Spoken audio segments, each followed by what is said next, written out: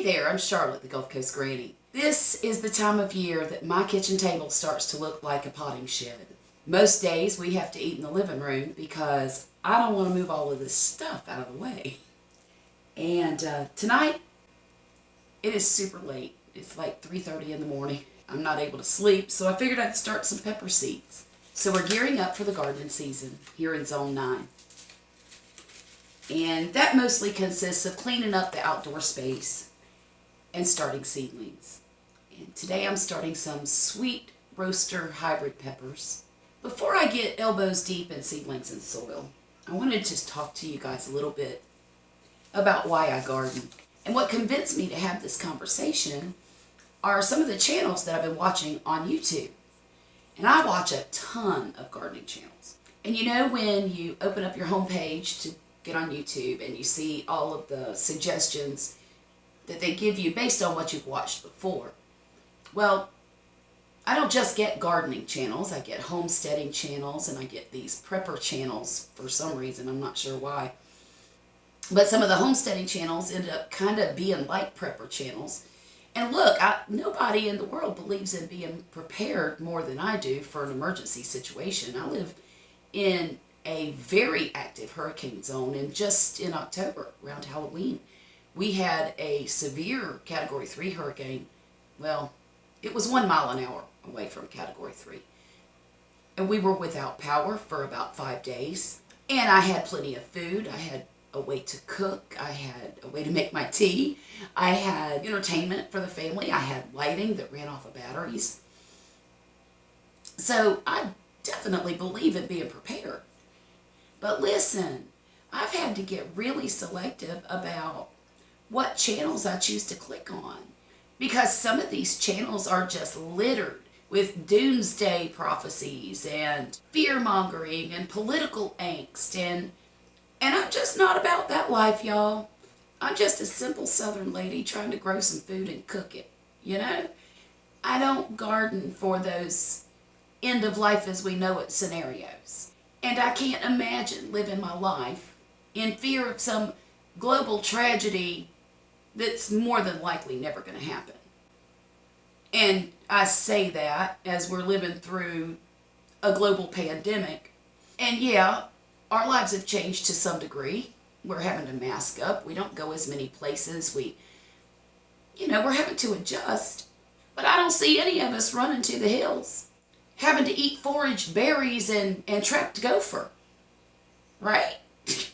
Look, it is my humble opinion that life is too full of real struggles to be making up wild what-ifs. So I've sworn off of the channels that I know are marinating in conspiracy theories that I don't care anything about. I don't need stories of erratic climate change, or the threat of the earth falling off into the ocean, or illicit government agendas to grow my own food. This brings me to the real reason that I garden.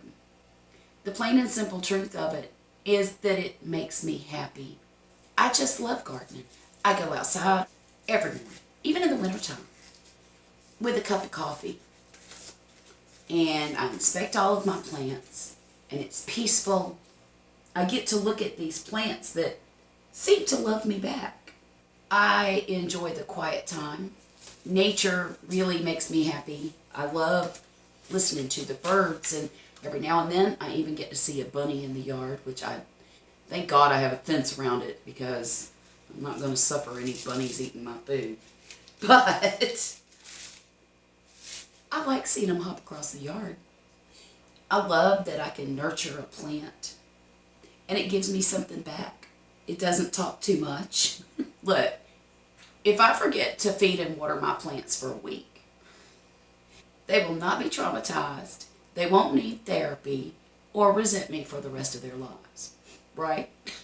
My garden is a place where I can feel accomplished and challenged when I take on something difficult to grow for my zone or something I've never done before.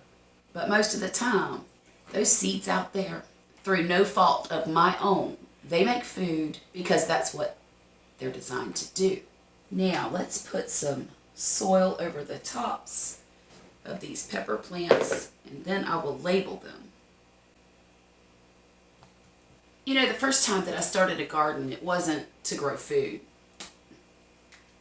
It was to landscape my yard. Me and Poppy had just bought a house, and the only thing in that yard that was growing other than grass was weeds and about a 15-foot tall weeping willow tree.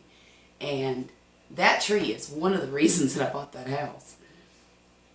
So with Poppy's help that year, I transformed that tiny naked little yard into my idea of what paradise looked like. I had roses and irises and peonies, creeping phlox, dianthus. I put euonymus hedges all around and some pussy willow bushes over in a corner.